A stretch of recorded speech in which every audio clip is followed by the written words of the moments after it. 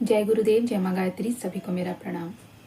अभी एक न्यूज़ देखा मैंने और इसलिए मुझे ये वीडियो बनाना पड़ रहा है क्योंकि आजकल ये सोशल मीडिया और साथ ही साथ जो ये बॉलीवुड है, ये सभी जो हैं हम सभी के मस्तिष्क को बहुत ही अच्छी तरह से भ्रमित कर रहे हैं, या यूँ कह लीजिए कि हमारा ब्रेन वॉश कर रहे हैं।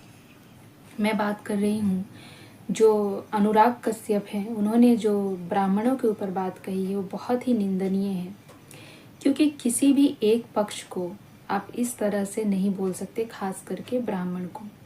ब्राह्मण कौन होता है? ब्राह्मण होता है वो जिसके अंदर ज्ञान होता है, और जितने भी ज्ञानी पुरुष है वो सभी ब्राह्मण कहलाने लायक हैं। आप केवल एक जाति को ब्राह्मण ना समझें। किसी भी जाति का व्यक्ति यदि ज्ञाता है, ज्ञानी है, तो वो ब्राह्मण कहलाने के योग्य है। तो जो टिप्पणी उन्होंने ब्राह्मणों पे की है वह उन्हें नहीं करनी चाहिए, क्योंकि वो उन सभी लोगों के लिए उन्होंने कह दिया जो ज्ञानी है, जो ज्ञान रखते हैं, फिर चाहे वो किसी भी धर्म के हों, किसी भी जाति के हों, किसी भी समुदाय से आते हों, कोई भी हों। तो इस प्रकार से ब्राह्मणों के ऊपर बोलना बहुत ही अनुचित है। दूसरी बात कि ब्राह्मण कोई साधारण नहीं होता है। कुछ भ्रांतियाँ लोगों में है, मैं उनको आगे आपको बताती हूँ, लेकिन ब्राह्मणों का योगदान हमारे देश के लिए बहुत रहा है। साधु संत, महर्षि, ऋषि, ये सभी जो हमारे देश के लिए कर गए वो शायद हम और आप नहीं कर सकते हैं। हम सभी जानते हैं, हम सबने पढ़ा है, हम सबने ये जाना है, इतिहास गवाह है कि जब भी भारत पर या देश पर संकट आया है तो हमारे ब्राह्मणों ने उसके लिए कितना योगदान दिया है, त्याग किया है, अपना बलिदान दिया है, स्वयं को न्यौछावर कर दिया है देश के लिए। साथ ही साथ आप नागा साधुओं के बारे में जानते होंगे। अनेक साधु, ऋषि, मुनि, महंत सब ऐसे हैं जिन्होंने देश के प्रति अपनी ईमानदारी को दर्शाया है और सभी ने अपनी जान को देश रक्षा के लिए समर्पित किया है। तो ऐसे में आप किसी भी ब्राह्मण के लिए कैसे ऐसी टिप्पणी कर सकते हैं? अब रही बात जो फिल्म है ज्योतिबा फुले, उस पर उन्होंने फिल्म बनाई है और उस पर उन्होंने ब्राह्मणों के विषय में जो चीज़ें दिखाई हैं, वास्तव में कुछ चीज़ें सही हैं, क्योंकि पहले कुछ ब्राह्मण ऐसे थे, सभी नहीं बोल रही हूँ मैं, कुछ की बात कर रही हूँ, क्योंकि कुछ ऐसे हैं थे जो अपना अधिकार समझने लगे थे कि इस ब्राह्मणत्व की जितनी भी प्रणाली है उन सब पर हमारा आधिपत्य है, और इस वजह से उन्होंने कुछ नियमों को अपने अनुसार बनाना शुरू कर दिया था। जबकि आप सब जानते हैं कि जो वर्ण व्यवस्था है वो व्यक्ति के योग्यता पर आधारित था, कि किस व्यक्ति की क्या योग्यता है उसको उस आधार पर उस समुदाय में बांटा जाता था या उस वर्ण में बांटा जाता था। सबसे पहले यही प्रथा थी वर्णों की, यानी जिसके अंदर बुद्धिजीवी है वो ब्राह्मण कहलाने योग्य है, फिर वो किसी भी जाति का हो, क्योंकि जाति का कोई सवाल जवाब पहले था ही नहीं। यह धीरे धीरे लोगों ने इसको बनाना शुरू किया। हाँ, हम कह सकते हैं कि कुछ ब्राह्मण ऐसे थे जिन्होंने इन चीज को बढ़ाया, उन्होंने इस भेदभाव को बढ़ाने का प्रयास किया, लेकिन इसका अर्थ यह तो नहीं कि सभी ब्राह्मण एक जैसे हों। आप सभी ब्राह्मणों को एक श्रेणी में कैसे रख सकते हैं? आप कैसे हर ब्राह्मण को एक नजरिए से देख सकते हैं? हमारे इस युग में भी बहुत से ब्राह्मण हैं जिन्होंने सबके लिए कार्य किया है, जिन्होंने सभी के अच्छे के लिए अपना जीवन बलिदान किया है। हम आपको एग्जाम्पल के रूप में अभी के बारे में बताते हैं, जैसे कि हमारे परम पूज्य गुरुदेव पंडित श्री राम शर्मा आचार्य जी हैं। उन्होंने कभी किसी जाति धर्म में भेदभाव नहीं किया। उन्होंने जो भी योजनाएं बनाई, उन्होंने जो भी कार्य किए, उन्होंने अपना जीवन इस संपूर्ण समाज के लिए लगाया, समाज में हर एक उस व्यक्ति के लिए लगाया जो मानव जाति का है। उन्होंने कभी यह नहीं कहा कि इस जाति के लिए यह योजना है, इस धर्म के लिए यह योजना है। उन्होंने सबको समान रूप से अधिकार देने की बात की है। उन्होंने सबको ब्राह्मण बनने का अधिकार दिया है। उन्होंने सबके लिए एक प्रकार की व्यवस्था बनाई है। उन्होंने सबके लिए एक प्रकार की सुविधाएं दी हैं। उन्होंने सबके लिए एक प्रकार की बातें कही है। उन्होंने सबके लिए एक प्रकार के विचार बनाए हैं। उन्होंने कभी किसी में कोई भेदभाव ना किया और ना हमें सिखाया कि किसी के साथ भेदभाव करना है। तो आप कैसे सभी ब्राह्मणों को एक तराजू में तौल सकते हैं? कैसे सभी ब्राह्मणों के लिए आप इस प्रकार की बात कर सकते हैं? इस समाज में आज भी बहुत से ब्राह्मण हैं जो इस समाज के लिए, इस देश के लिए कार्य करते हैं और जिन्होंने अपना योगदान पूरे देश के लिए दिया है। तो आप कैसे कह सकते हैं कि सभी ब्राह्मण एक जैसे हैं? यह कहीं से भी बिल्कुल भी उचित नहीं है और इस चीज़ के लिए आपको बहुत ग्लानि होनी चाहिए, आपको क्षमाशील होना चाहिए और आपको अपने इन विचारों को परिवर्तन भी करना चाहिए। मैं पूछना चाहती हूँ कि क्या हर धर्म, जितने भी इस समय भारत में धर्म हैं, फिर चाहे वो जैन धर्म हो, बौद्ध धर्म हो, हिंदू धर्म हो, मुस्लिम धर्म हो, ईसाई धर्म हो, क्या इन सभी धर्मों में कोई एक ऐसा धर्म बता दीजिए जिस धर्म के सभी व्यक्ति बहुत अच्छे और ईमानदार हैं? आप किसी भी धर्म को उठाकर देख लीजिए, हर धर्म में आपको दोनों तरह के लोग मिलेंगे, अच्छे भी और बुरे भी। लेकिन यहाँ पर बात सिर्फ एक धर्म को टारगेट करना और उसको बुरा कहना, यह अति निंदनीय है। देखिए, किसी भी धर्म का मैं पक्ष नहीं ले रही हूँ। मैं ये नहीं कह रही हूँ कि हिंदू धर्म में सभी अच्छे होते हैं या सभी बुरे होते हैं, लेकिन आप किसी एक श्रेणी को इस तरह से नहीं बोल सकते, क्योंकि ये हमारे भारत देश की आन बान शान रही है। ब्राह्मण, ऋषि, महर्षि, महंत अगर वो ना होते तो कब का हमारा देश विलुप्त हो गया होता। समय समय पर वह अनेक प्रकार के रूप धरकर आते हैं और अनेक तरह से इस देश को बचाने के लिए अपना योगदान देते रहे हैं। फिर चाहे वो सूक्ष्म रूप से हो, स्थूल रूप से हो। सूक्ष्म रूप से भी वो अनेक प्रकार की साधनाओं के बल पर इस देश को बचा कर रखे हैं। स्थूल रूप में वो अनेक रूप में आते हैं और अनेक रूप में आकर हर माध्यम से वो देश को बचाने का काम करते हैं।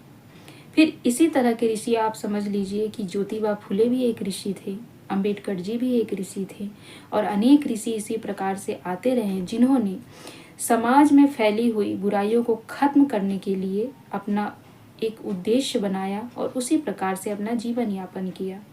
हर एक व्यक्ति का अपना एक उद्देश्य लेकर जन्म होता है, तो इसी प्रकार से जितने भी लोग आपको दिखाई देते हैं वो सभी अपने उद्देश्य से जन्म लेकर आते हैं और उस उद्देश्य को पूरा करने में वो अपना जीवन लगाते हैं।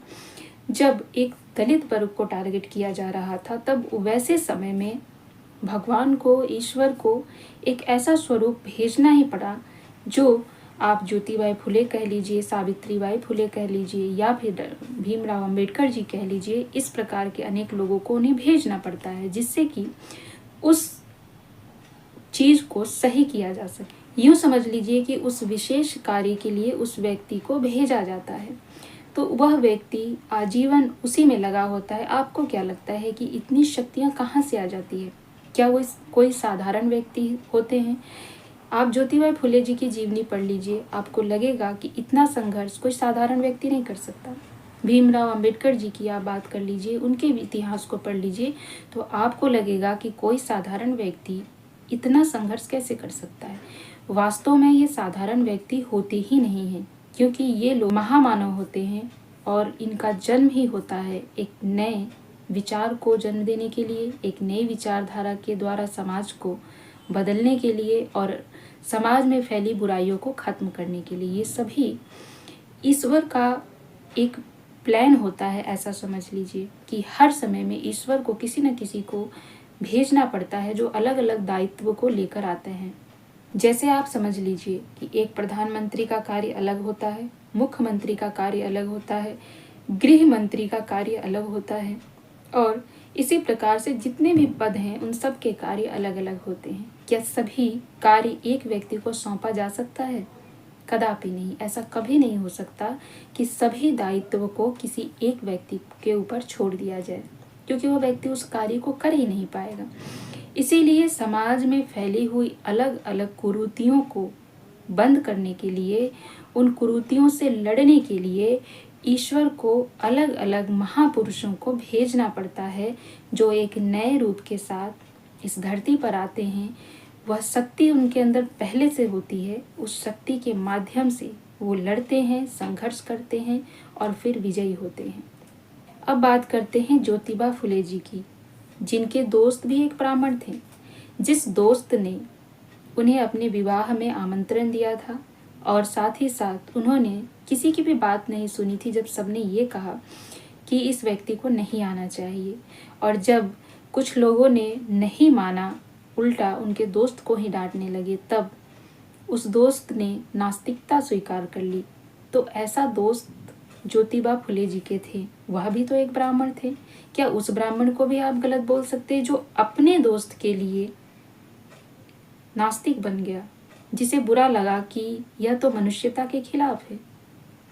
तो वह दोस्त भी एक ब्राह्मण था। तो कैसे आप सभी ब्राह्मणों को एक जैसा बता सकते हैं? और महर्षि दयानंद सरस्वती जी को कौन नहीं जानता है, आर्य समाज के संस्थापक, वह भी एक ब्राह्मण थे। लेकिन उन्होंने भी दलित वर्ग के लिए बहुत प्रयास किया कि इस भेदभाव को मिटाया जा सके। वह भी एक ब्राह्मण होकर ऐसा कार्य कर रहे थे, तो उस ब्राह्मण को भी आप गलत कह रहे हैं। तो अनेक ब्राह्मणों में कुछ ब्राह्मण ऐसे थे जो अलग विचारधारा के थे, तो उसके माध्यम से आप सभी ब्राह्मणों को एक तराजू पर नहीं तौल सकते। यह सर्वथा अनुचित है और इससे सभी को अवगत होना चाहिए, इस बात को समझना चाहिए कि हर व्यक्ति ना तो अच्छा होता है और हर व्यक्ति बुरा होता है। इन दोनों में फ़र्क है, क्योंकि कोई भी संपूर्ण रूप से अच्छा नहीं होता और कोई भी संपूर्ण रूप से बुरा नहीं होता। ठीक इसी प्रकार से किसी भी एक जाति को ले लीजिए, जरूरी नहीं कि उस जाति का हर व्यक्ति अच्छा हो और उस जाति का हर व्यक्ति खराब ही हो। तो दोनों में अच्छे और बुरे दोनों का समावेश होता है, यही प्रकृति का नियम है। अच्छा बुरा, सकारात्मक नकारात्मक, जब तक दोनों का बैलेंस नहीं रहेगा तब तक संतुलन नहीं बन पाएगा। इस संतुलन को बनाने के लिए आवश्यक होता है कि हमें दोनों को समाहित करना पड़ता है। यदि सिर्फ सकारात्मकता ही हो तो फिर सोचिए कि क्या समाज में या प्रकृति में संतुलन बना रहेगा। अगर सिर्फ समाज में अच्छे लोग ही हों तो क्या बहुत सारी जो व्यवस्थाएं बनी है वो बनाने की आवश्यकता बनेगी? क्या इस प्रकार से समाज की जो व्यवस्था है वो संतुलित हो पाएगी? ऐसा नहीं होता है। तो प्रकृति के नियमों के अनुसार ये सारी चीज़ें बनी हुई हैं, इन चीज़ों को समझना चाहिए। मैं एक बार फिर से कहूँगी कि ब्राह्मण भारत की धुरी है और ब्राह्मणों को इस प्रकार से बोलना कहीं से भी उचित मुझे नहीं लगा। इसलिए ब्राह्मणों के प्रति ऐसी विचारधारा रखना सर्वथा निंदनीय है और कभी भी किसी भी व्यक्ति के मुख से इस प्रकार की जो बातें होती हैं वो शोभनीय नहीं है, जो व्यक्ति प्रतिष्ठित हो। अनुराग कश्यप जी ने बहुत सारी फिल्में बनाई हैं, बहुत से लोग उनके चाहने वाले हैं, लेकिन अगर वो इस तरह की बात करेंगे केवल पब्लिसिटी के लिए, क्योंकि उनका मंतव्य यही है कि दलित वर्ग को, ब्राह्मण वर्ग को जब हम लड़ा देंगे, तो जब हम कंट्रोवर्सी में आ जाएंगे तो हमारी फिल्म को चलने से कोई नहीं रोक सकता। आप सत्यता को दिखाइए, आपको सत्यता दिखाने की आवश्यकता है तो आप उसे पूरा कीजिए, आप दिखाइए, परंतु किसी भी सत्य बात में मिर्च मसाला लगा कर दिखाना यह सर्वथा गलत है। ज्योतिबा फुले जी की हिस्ट्री सभी जानते हैं और जिसने नहीं पढ़ा उसे पढ़ना भी चाहिए, जानना भी चाहिए। आपको पता होगा कि आपके भारतवर्ष में कैसे कैसे महान व्यक्ति ने जन्म लिया और कैसे कैसे महान कार्य किए हैं, और आपको भी उनके पद चिन्हों पे चलने की आवश्यकता है। इसीलिए आपको इतिहास के सत्य को जानने की आवश्यकता है। उस इतिहास को पढ़िए जो इतिहास सत्य है। जो इतिहास कुछ लोगों ने अपने स्वार्थ के लिए बनाया है उसको पढ़ने की आवश्यकता नहीं है, उसको जानने की आवश्यकता नहीं है। जो वास्तविक इतिहास है उसको समझने का प्रयास कीजिए, उसको जानने का प्रयास कीजिए, तभी आप सत्य को जान पाएंगे, तभी आप वास्तविक स्वरूप समझ पाएंगे अपने भारत के और उन महान लोगों के बारे में जिन्होंने देश के लिए त्याग किया, देश के लिए बलिदान दिया है। तो एक बार फिर से मैं यही कहूँगी कि ब्राह्मणों के प्रति जो उन्होंने कहा है अनुराग कश्यप जी ने, बहुत निंदनीय है। ऐसा नहीं कहना चाहिए क्योंकि सभी ब्राह्मण एक जैसे नहीं होते हैं और आप सबका भी कर्तव्य बनता है ब्राह्मणों का सम्मान करना।